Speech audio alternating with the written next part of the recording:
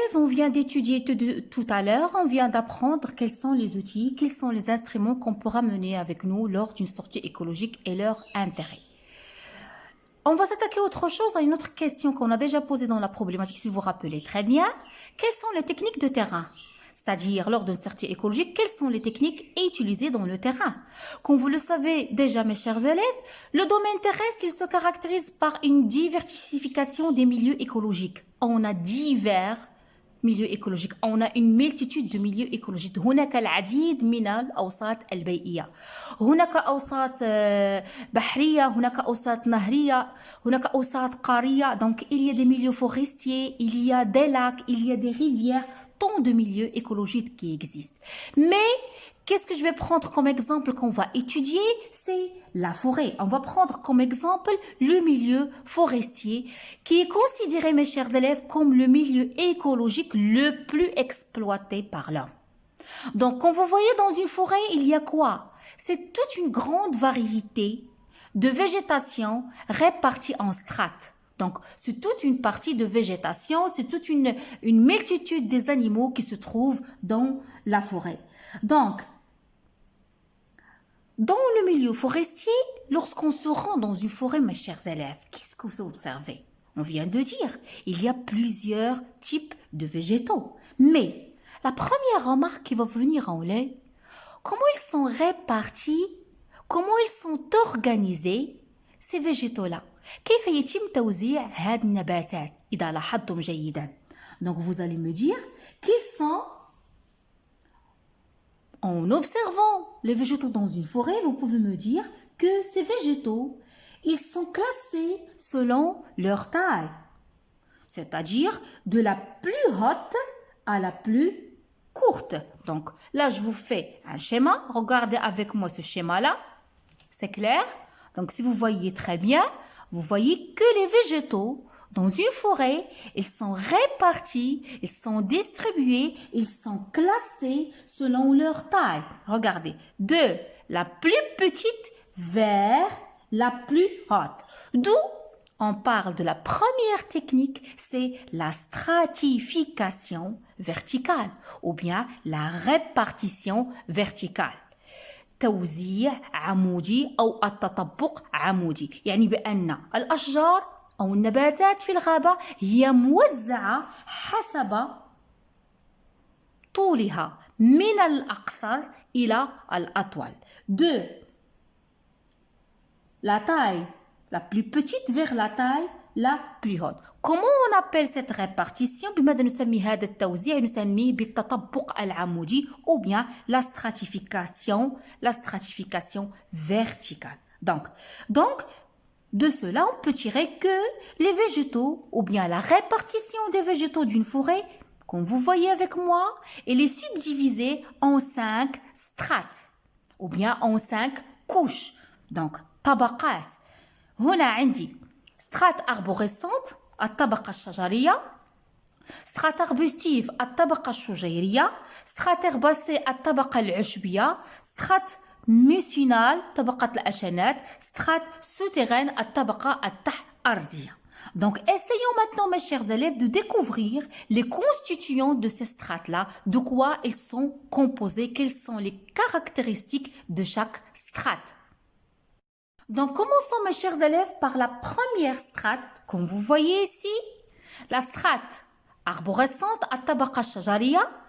Elle est caractérisée par quoi? Par des arbres qui ont un tronc ligneux, dont la hauteur dépasse 5 mètres. Donc, regardez, la hauteur dépasse 5 mètres et un tronc. Les lions, ce sont les caractéristiques de la strate arborescente. À titre d'exemple, je peux vous donner, citer le cèdre, l'herse, le pin, le sapin. Donc, tout ça, ce sont le chai-liège, l'eucalyptus, ce sont des arbres qui appartiennent à la strate arborescente, qui sont caractérisés par un tige ligneux et une hauteur qui dépasse les 5 mètres. On passe à la strate arbustive. Si vous voyez avec moi, c'est ça la strate arbustive. La strate arbustive, الطبقة الشجيرية, Il comprend, mes chers élèves, des troncs, des arbres à tronquiller, des végétaux ligneux, des végétaux qui sont ligneux, se forment d'arbustes et de buissons dont la hauteur qui est comprise entre 2 et 5 mètres. Ok? Ce sont des végétaux, retenez bien, ce sont des végétaux ligneux dont la hauteur est entre 2 et 5 mètres. نمر إلى الطبقة العشبية. Vous voyez la strate herbacée, ce sont des petits végétaux à tige mou, c'est-à-dire la tige elle est molle, facile à casser, dont la hauteur elle est entre 5 cm et 180 cm. Ok, ça c'est la strate herbacée. Je peux vous citer aussi la strate mucinale. طبقة الأشنات, il comprend des petites plantes de hauteur de 0 à 5 cm, à savoir des mousses, حزازيات, des lichens, أشنات, et des champignons ou bien des plantes naines. La dernière strate, c'est la strate souterraine, c'est la strate الطبقة التحت-أرضية qui comprend des structures végétales souterraines, يعني تعيش تحت الأرض. على سبيل المثال les racines, الجذور, les tubercules, درنات البطاطس, يعني البطاطس التي نأكل, les rhizomes et les bulbes tels que le bulbe d'oignon. Les rhizomes, c'est ça, regardez, ce sont des tiges souterraines qui croîtent à l'intérieur du sol. Donc, voilà les tubercules. Donc, retenez bien, mes chers élèves, ce que vous devez apprendre pour l'examen, que première technique d'étude de terrain, c'est la stratification verticale. C'est la répartition verticale. Ça signifie quoi, la stratification verticale? Ça signifie que les végétaux dans la forêt, dans une forêt, ils sont répartis, ils sont distribués en couches. Ils sont distribués en strates selon leur taille, de la plus petite vers la plus haute. Une question que je peux vous poser, mes chers élèves, est-ce que vous pouvez m'expliquer pourquoi ça?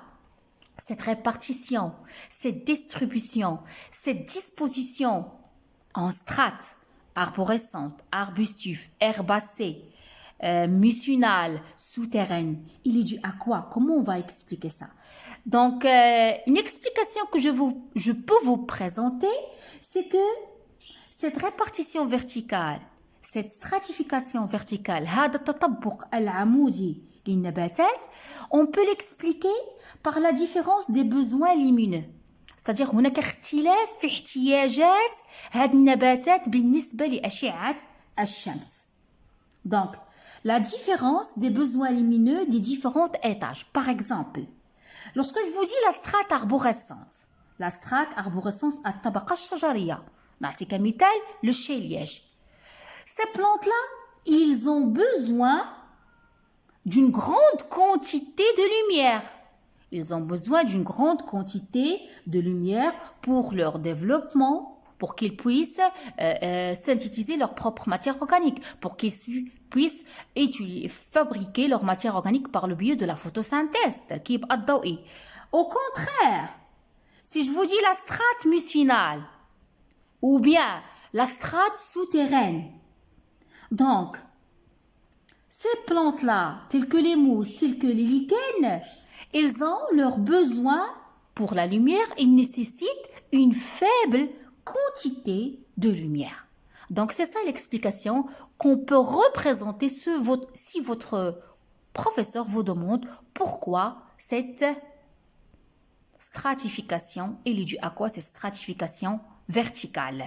Donc j'espère bien que vous avez bien maîtrisé dans ces capsules-là la notion de la stratification verticale, les caractéristiques des 5 strates arborescentes, arbustives, herbacées, mucinales, souterraines. Donc tout est clair. Donc n'hésitez pas à me laisser des commentaires, abonnez-vous à ma chaîne, je vous adore et à bientôt dans la prochaine capsule.